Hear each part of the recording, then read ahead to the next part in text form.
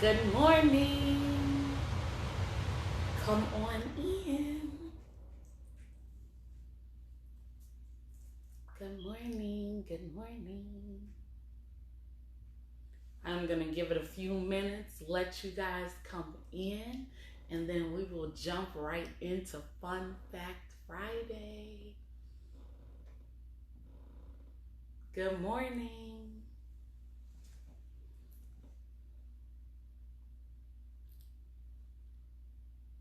Good morning. Good morning.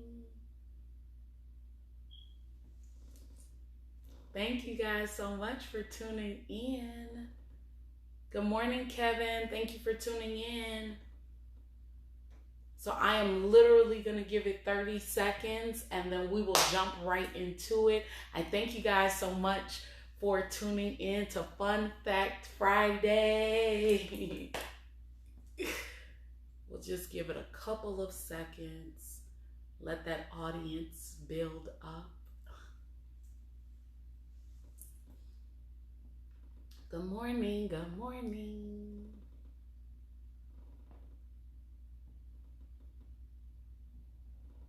Yes. Come on in. So, as promised, for those of you that don't know, my name is Whitney Hampton with LKM Enterprises, brokered by A Progeny Global. We specialize in helping millennials create legacies of wealth by making home ownership a reality within 90 days or less. We seek to educate and to inspire, and we do that through our weekly podcast, Wealth Building Wednesday, our monthly newsletter, as well as our quarterly home buying seminars. So we are your plug for all things real estate. And so during this pandemic, of course, so many things have changed. Real estate is no different. So because we're not able to do as many face-to-face interactions, I came up with the idea to have Fun Fact Friday. And so it'll be a quick opportunity for me to answer any questions that you may have that are real estate related. And sometimes, hey Kelvin, hey Nick, and sometimes I'll even have on real estate experts, home inspectors, home security systems, different contractors to talk to us about what we can do to not only purchase property, but to make sure that we're maintaining one of our biggest investments. So this morning, I have a ton of questions that you guys sent in. So I want to thank you so much for engaging and sending in your questions. And I'm going to go ahead and answer those right off the bat. Before I answer these questions, I just want to know, so am I the only one feeling very strange that I came outside and it was snow on the ground? And like a lot of snow. Okay. Good morning. Hey, Devin. Hey, Kobe. Thank you guys so much for tuning in. Yeah, I'm a little bit overwhelmed by the snow in April, but we shall go forth. Okay. So, one of the first questions that I got was, should a buyer order a home inspection? And the answer to that is absolutely. I personally, as a real estate agent, do not feel comfortable guiding you to purchase property that we have not had an inspection done with, right? So what is that home inspection going to look at? It's going to look at all of the mechanicals, plumbing, HVAC, electric. It's going to look at the roof. It's going to look at the foundation. It's going to look at your basement joists and just really make sure, windows, making sure that you're getting a quality product. Now, can we get a home inspection, find out some things are wrong with the property, and still proceed to purchase? Absolutely. But at least you're going in with your eyes wide open. You're not going to be surprised. And that, to me, is what's most important. Even if you're purchasing an investment property, and a property that you may not live in, but you plan to fix and flip, or you plan to rent out, it's still important that you know what you're going into when you purchase this property. Another question: do all newly remodeled homes come with a home warranty? They don't, right? So you can get a rehabbed home that does not come with a home warranty. That's something that I, as your real estate broker, would negotiate for you. But I would say that I would even take it a step further for newly renovated or newly rehabbed homes. I don't generally just ask for a home warranty. I also ask for a contractor's warranty. So what does that mean? So a home warranty covers like your appliances. So your fridge, it may even cover like your furnace, your stove. So the major things that are in your home. Great, it's a great thing to get when you're purchasing a property. But I like to include that contractor's warranty, because this actually warranties the work that was done, right? So if, hey Quincy, hey Sierra, so if they opened, let's say a wall, let's say they changed out some electrical, they changed out some plumbing, that warranties the work that was done and not just an appliance or not just a mechanical. So if you purchase this newly rehabbed home and something goes wrong with the electrical, you can actually reach out to that contractor and have them come in. Hi, Chris. Have them come in and actually update the work for either a small service fee of, like $75 to $100, or for it to be completely free. And so that is what I would actually negotiate for my clients in a newly rehabbed or newly remodeled home.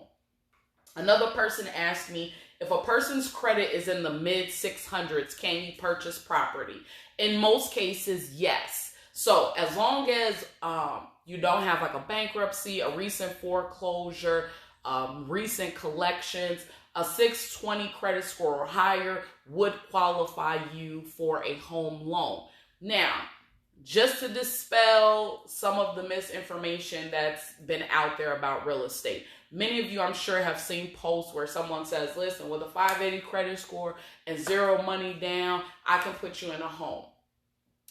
There was a time when some lenders would allow you to purchase property at a 580 credit score. Personally, I have always encouraged my clients to get at least a 620 credit score for a number of reasons. One, we're going to see you gain the discipline that you need to be a productive and good homeowner, okay? Because with purchasing property comes new responsibilities. You're going to need discipline. So I want you to fight to get at least a 620 credit score. That's first. Second reason is because you're actually then going to qualify for a lot of the down payment assistance programs. So under a 620, you weren't qualifying for down payment assistance programs for a first-time home buyer. And your interest rate is going to be extremely high at a 580 credit score. So needless to say, those are not even an option anymore. And we don't know if they ever will be again. So right now, if you are at a 620 credit score, even if you've had a bankruptcy, you can purchase property. There are just special circumstances where, if you're doing FHA, it will need to have been discharged for at least 3 years, conventional 2 years. So yes, you can purchase a property 620 or better, conventional 680 or better. Okay. Another question. Should buyers request all plans and permits for fully remodeled homes? Yes, I would suggest that you request that they show you the permits that were pulled when purchasing a newly rehabbed building. What is the purpose of a permit? Hey, Damon. Hey, Sean. Okay, so a lot of people like to avoid paying the cost of permits and going through the rigorous paperwork that it takes to pull a permit. But on the buyer side, the importance of permits being pulled when you're purchasing a property that's been rehabbed is that it's actually certified by that municipality that this work was done correctly, that it was done by a certified electrician, a certified HVAC tech, a certified plumber, a certified roofer. So this is an added level of protection for you, that the city inspector has come in, looked at the electrical before they closed that wall, looked at the plumbing before they've closed that wall, And they are saying, listen, they are up to code. This building is up to code. Everything has been done correctly by a licensed professional. And that's just an added layer of security for you as a home buyer. So yes. How important is a home warranty? Now, I always negotiate for my clients to get home warranties. I think that it is an added bonus when you're purchasing property. It's like another added level of security there for you. Is it a deal breaker when purchasing property? No, not in my opinion. Again, I think it's one of those things that is an added bonus. Much like seller concessions, I'm always going to negotiate that you get closing credit. But should this be a deal breaker if the seller doesn't give you 4%? I would hope not, especially if it's like a home that you love. So, is a home warranty important? I think it's an added bonus. I do not think it's a deal breaker. And not all home warranties are created the same. So often I negotiate with our seller to be able to pick the home warranty for our buyers. This was just a free answer. One of the home warranties that I strongly suggest is Strong Home Warranty. Yep, they're awesome. Another question. This was sent to me. So usually I would not tell who sends me questions because that doesn't really matter, right? It's just important that you get your questions answered. But I'm going to say who gave me this question because he's a troublemaker, okay? So Eric Soderberg, also known as Inglewood Soderberg, sent me this question, and I'm going to read it and then I'm going to answer it, right? So he said, how real is the real in real estate? Am I the only one tickled by that? Okay, how real is the real in real estate? I would say that it's pretty real. So what does the real in real estate even mean, right? So when I was in real estate school, they actually went through and explained to us where the term real estate came from. Okay, so real comes from the Latin word res, which actually means royalty. And so it was signifying that during the monarchy times that the kings and queens owned all of the land in their kingdom, right? So real estate, even back then, showed power, it showed wealth, it showed affluence. And so that's where the term real estate came from. It represents real or physical property. And so that can be residential, that can be commercial, that can be industrial, or that can be land. But that is what real estate means.